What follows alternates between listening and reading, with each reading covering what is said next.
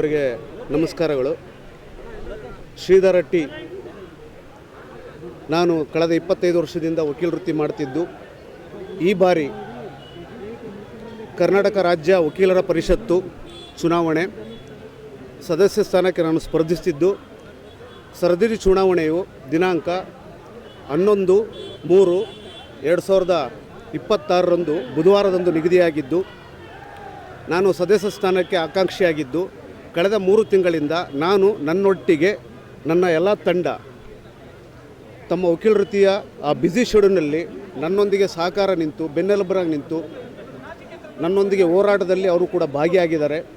ಈ ದಿನ ನಾನು ನಾಮಪತ್ರ ಸಲ್ಲಿಸಬೇಕು ಅನ್ನೋ ಕಾರಣಕ್ಕೆ ಇಲ್ಲಿರ್ತಕ್ಕಂಥ ಸ್ಥಳೀಯವಾಗಿರ್ತಕ್ಕಂಥ ವಕೀಲರುಗಳು ಚಿತ್ರದುರ್ಗ, ದಾವಣಗೆರೆ, ಬಳ್ಳಾರಿ, ರಾಜ್ಯದ ಇನ್ನಿತರ ಎಲ್ಲ ವಕೀಲರ ಸಂಘಗಳಿಂದ ನನ್ನ ಹಿತೈಷಿಗಳು ಸುರಗುಪ್ಪದವರು ಕೂಡ ಬಂದಿದ್ದಾರೆ. ಅವರುಗಳು ನನಗೆ ಶುಭ ಹಾರೈಸೋದಕ್ಕೋಸ್ಕರ ಇವತ್ತು ನಾಮಿನೇಷನ್ ಅಥವಾ ನಾಮಪತ್ರ ಸಲ್ಲಿಕೆಯ ಒಂದು ಪ್ರಕ್ರಿಯೆಯಲ್ಲಿ ನನಗೆ ಪಾಲ್ಗೊಂಡಿದ್ದಾರೆ. ಮತ್ತು ಚುನಾವಣೆಯ ದಿನಾಂಕ ನಿಗದಿಯಾಗಿರೋದ್ರಿಂದ ಇನ್ನು ಮುಂದೆ ನಮ್ಮ ಹೋರಾಟದ ಪ್ರಕ್ರಿಯೆ ಕೂಡ ಸ್ವಲ್ಪ ತೀವ್ರ ಸ್ವರೂಪಗೊಳ್ಳಬೇಕಾಗುತ್ತೆ. ಕಾರಣ ಏನಂದರೆ 2018ರಲ್ಲಿ ನಡೆದಂಥ ಚುನಾವಣೆ ಕಾರಣಾಂತರಗಳಿಂದ 2026ಕ್ಕೆ ಬಂದಿದೆ. ಆಲ್ಮೋಸ್ಟ್ 3 ವರ್ಷ ಡಿಲೇ ಆಗಿದೆ ಮತ್ತು ಚುನಾವಣೆ ಕಣದಲ್ಲಿ ಎಲ್ಲ ಅಭ್ಯರ್ಥಿಗಳು ಇದ್ದಾರೆ. ನಾನು KSBC ಒಬ್ಬ ಅಭ್ಯರ್ಥಿಯಾಗಿ ನನ್ನದೇ ಆದಂಥ ಕೆಲವು ವಿಚಾರಗಳನ್ನು ತಮ್ಮ ಮುಂದೆ ಹೇಳೋದಕ್ಕೆ ಇಷ್ಟಪಡ್ತೀನಿ. ಪ್ರಪ್ರಥಮವಾಗಿ ನಾನು KSBC ಬಿಲ್ಡಿಂಗ್ ಬಗ್ಗೆನೇ ಮಾತಾಡ್ತೀನಿ. ಬಿಲ್ಡಿಂಗು ಶಿಥಿಲಾವಸ್ಥೆಯಲ್ಲಿದೆ. ಆ ಬಿಲ್ಡಿಂಗು 150 ವರ್ಷಗಳ ಹಿಂದೆ ಆಗಿರ್ತಕ್ಕಂಥ ಕನ್ಸ್ಟ್ರಕ್ಷನ್ ಇದೆ. ಆ ಶಿಥಿಲವಾಗಿರ್ತಕ್ಕಂಥ KSBC ಬಿಲ್ಡಿಂಗನ್ನು ಪುನಶ್ಚೇತನಗೊಳಿಸ್ತಕ್ಕಂಥದ್ದು ಮೊದಲನೇ ಆದ್ಯತೆ ಆಗಿದ್ದರೆ, ತದನಂತರದ ಆದ್ಯತೆಯಾಗಿ ಡೆತ್ ಬೆನಿಫಿಟ್ಟಲ್ಲಿ ವೇರಿಯೇಷನ್ಸ್ ಇದೆ. ಸ್ಲ್ಯಾಬ್ಸು 2 lakh, 4 lakh, 6 lakhs ಅಂತ ಇದೆ. ಇನ್ಕಮ್ ವೈಸು ನಮ್ಮ ಕರ್ನಾಟಕ ವಕೀಲರ ಪರಿಷತ್ತು ಅತ್ಯಂತ ಶ್ರೀಮಂತವಾಗಿದೆ. ಅಲ್ಲಿ ಕೆಲವೊಂದು ವಿಚಾರಗಳಲ್ಲಿ ಇರ್ತಕ್ಕಂಥ ಏನಾದರೂ ನ್ಯೂನತೆಗಳಿದ್ದರೆ ಅವನ್ನ ಸರಿ ಮಾಡ್ಕೊಳ್ತಕ್ಕಂಥ ಜವಾಬ್ದಾರಿಗಳೊಂದಿಗೆ ವಕೀಲರದ್ದು ಡೆತ್ ಬೆನಿಫಿಟ್ಸ್ನ ಒಂದು ಹೈಕ್ ಮಾಡೋದಕ್ಕೆ 10ರಿಂದ 15 ಲಕ್ಷದವರೆಗೆ ಹೈಕ್ ಮಾಡಲೇಬೇಕು ಅನ್ನೋದೊಂದಿದೆ.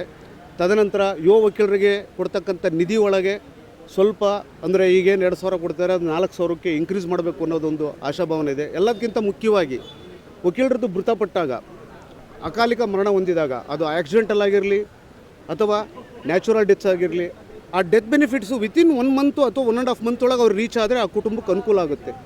ಅದೊಂದು ಕ್ರಿಯೆಯಲ್ಲಿ ನಾನು ನನ್ನ ಪ್ರಾಮಾಣಿಕ ಪ್ರಯತ್ನ ಮಾಡ್ತೀನಿ.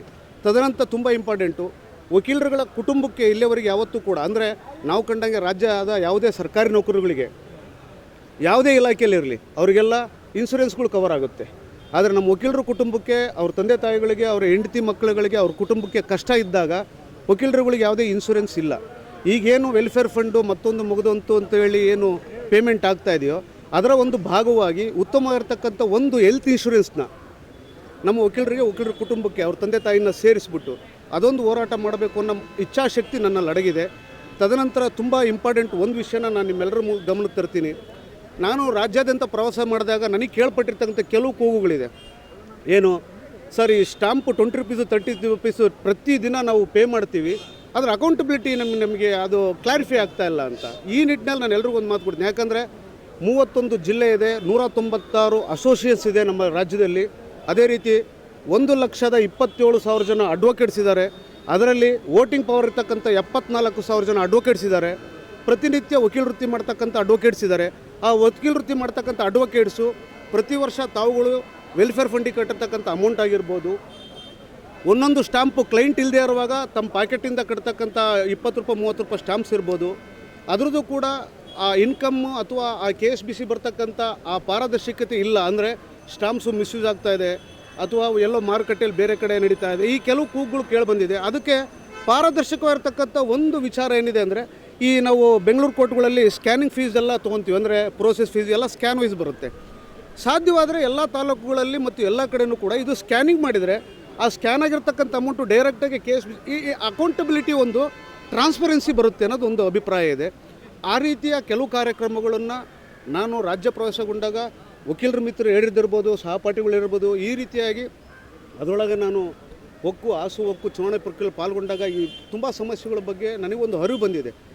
ಈ ಒಂದು KSBC ಎಲೆಕ್ಷನ್ ಮುಗಿದ ನಂತರ, ಇದು ಒಬ್ಬನ ಕಾರ್ಯ ಅಲ್ಲ, ಎಲ್ಲರಿಗೂ ಗೊತ್ತಿರುತ್ತೆ, ನನ್ನ ಇನ್ನಿತರೆ ಸದಸ್ಯರೊಂದಿಗೆ ಅವರ ಒಂದು ಒಡನಾಟದೊಂದಿಗೆ ಅವರೊಂದು ಉತ್ತಮ ಬಾಂಧವ್ಯ ಅವರೊಂದಿಗೆ ಇಟ್ಕೊಳ್ಳೋದ್ರ ಮೂಲಕ ಸಾಧ್ಯವಾದ ಮಟ್ಟಿಗೆ ನಾನೀಗ ಹೇಳ್ತಕ್ಕಂಥ ಪ್ರಾಮಾಣಿಕವಾಗಿ ನಿಷ್ಠೆಯಿಂದ ನಾನೀಗೇನು ಅಶ್ಯೂರೆನ್ಸ್ ಕೊಟ್ಟಿದ್ದೀನಿ ಅಥವಾ ಆಶ್ವಾಸನೆ ನೀಡಿದ್ದೀನಿ ಆ ವಿಚಾರಗಳನ್ನು ಕಡಾಖಂಡಿತವಾಗಿ ನಾನು ನ್ಯಾಯಪ್ರಮಾಣವಾಗಿ ನ್ಯಾಯಬದ್ಧವಾಗಿ ಬಗೆಹರಿಸೋದಕ್ಕೆ ಪ್ರಾಮಾಣಿಕನಾಗಿರ್ತೀನಿ ಅಂತ ತಮ್ಮೆಲ್ಲರಲ್ಲೂ ಕೂಡ ಮನವಿ ಮಾಡ್ತೀನಿ ಮತ್ತು ನಾನು ಬದ್ಧನಾಗಿರ್ತೀನಿ, ಅದನ್ನು ಮಾತು ಕೊಡ್ತಾ ಇದ್ದೀನಿ. ಈ ವಿಚಾರವಾಗಿ ನಾನು ಕೆಲವು ವಿಚಾರದಾಗೆ ಜೂನಿಯರ್ ಅಡ್ವೊಕೇಟ್ಸು ನಾನು ಈ ಎಲೆಕ್ಷನ್ ಸಂದರ್ಭಕ್ಕೆ ತಪ್ಪಾಗುತ್ತೆ. ಜೂನಿಯರ್ ಅಡ್ವೊಕೇಟ್ಸ್ ಏನು ಹೊಸದಾಗಿ ಬರ್ತಾರಲ್ಲ, ಆ ಜೂನಿಯರ್ಸ್ ಅಡ್ವೊಕೇಟ್ ಲೈಫ್ ಸೆಕ್ಯೂರಿಟಿ ಅನ್ನೋದಕ್ಕೆ ಸಾಧ್ಯವಾದ ಮಟ್ಟಿಗೆ ನಾವು ವೈಯಕ್ತಿಕವಾಗಿರ್ಬೋದು, ನಮ್ಮ ತಂಡವಾಗಿ ಆಗಿರ್ಬೋದು, ಅಥವಾ KSBCಯಿಂದ ಎಷ್ಟು ಅವಕಾಶಗಳದಾವ ಅದರಿಂದ ಉಪಯೋಗಿಸ್ಕೊಂಡು ಜೂನಿಯರ್ಸಿಗೆ ಯುವ ವಕೀಲರಿಗೆ ಏನಿದೆ ಒಂದು ಸೆಕ್ಯೂರಿಟಿ ಮಾಡಲೇಬೇಕು ಅನ್ನೋದೊಂದು ಭಾಳ ಇದೆ. ಯಾಕಂದರೆ ಕಳೆದ 25 ವರ್ಷದಿಂದ ನಾವು ವಕೀಲ ವೃತ್ತಿ ಮಾಡಿ ನಮ್ಮ ಜೀವನ ಒಂದು ಹಂತಕ್ಕೆ ಬಂದಿದೆ. ಆದರೆ ಯುವ ವಕೀಲರಿದ್ದಾಗ ನಾವು ಪಡೋಂಥ ಪಟ್ಟುಗಳು ಕೂಡ, ನಾವು ಕಟ್ಟುಪಟ್ಟಿರೋ ಕಷ್ಟಪಡು ಕೂಡ ಇವತ್ತು ಯುವ ವಕೀಲರಿಗೆ ಅದು ಆಗೋದು ಬೇಡ. ಅದನ್ನು ತಪ್ಪಿಸ್ಬಿಟ್ಟು ಅವ್ರಿಗೊಂದು ಉತ್ತಮವಾಗಿ ಏನು ಮಾಡೋಕ್ಕೆ ಸಾಧ್ಯ ಅನ್ನೋ ಚಿಂತನೆಯಲ್ಲಿ ನಾನು ಯೋಚನೆ ಮಾಡಿದ್ದೀನಿ. ಅದಕ್ಕೂ ಕೂಡ ಉತ್ತಮವಾಗಿ ನಮ್ಮ KSBCಯಿಂದ ಎಷ್ಟು ಅವಕಾಶ ಇದೆಯೋ ಆ ಅವಕಾಶಗಳನ್ನು ಅವರಿಗೆ ತಲುಪಿಸೋದಕ್ಕೆ ಕೂಡ ಪ್ರಯತ್ನ ಪಡ್ತೀನಿ. ಮತ್ತು ಎಲ್ಲ ವಕೀಲ ಬಾಂಧವರಲ್ಲಿ ನನ್ನೊಂದು ಮನವಿ ಇದೆ. ತಾವು ದಯಮಾಡಿ ತಮ್ಮ ಮತ ಚಲಾವಣೆಯಲ್ಲಿ ನಿಷ್ಪಕ್ಷಪಾತತೆ ಮತ್ತು ಉತ್ತಮ ಅಭ್ಯರ್ಥಿಗಳ ಆಯ್ಕೆಯ ಪಾತ್ರ ತುಂಬ ದೊಡ್ಡದಾಗಿರಲಿ. ಆ ನಿಟ್ಟಿನಲ್ಲಿ ಅದೊಂದೇ ಮಾನದಂಡವಾಗಿ ತಾವೆಲ್ಲರೂ ಕೂಡ ಉತ್ತಮ ಅಭ್ಯರ್ಥಿಗಳನ್ನ ಆಯ್ಕೆ ಮಾಡಿ. ಮತ್ತು ನಾನು ಶ್ರೀಧರ ಟಿ ಕಳೆದ 24 ವರ್ಷಗಳಿಂದ ಬೆಂಗಳೂರಿನಲ್ಲಿ ವಕೀಲ ವೃತ್ತಿ ಮಾಡ್ತಾಯಿದ್ದೀನಿ.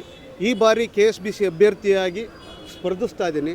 ತಮ್ಮೆಲ್ಲರಲ್ಲೂ ಮನವಿ ಮಾಡ್ತಾಯಿದ್ದೀನಿ, ತಾವೆಲ್ಲರೂ ಕೂಡ ಮೊದಲನೇ ಪ್ರಾಶಸ್ತ್ಯದ ಮತವನ್ನು ನೀಡಿ ಜಯಶೀಲನನ್ನಾಗಿ ಮಾಡಬೇಕು ಅಂತ, ಅಥವಾ KSBC ಅಭ್ಯರ್ಥಿಯಾಗಿ ಆಯ್ಕೆ ಮಾಡ್ಕೋಬೇಕು ನನ್ನನ್ನು ನೀವು ಅಂತೇಳಿ ಈ ಮೂಲಕ ತಮ್ಮಲ್ಲಿ ಮನವಿ ಮಾಡ್ತಾಯಿದ್ದೀನಿ.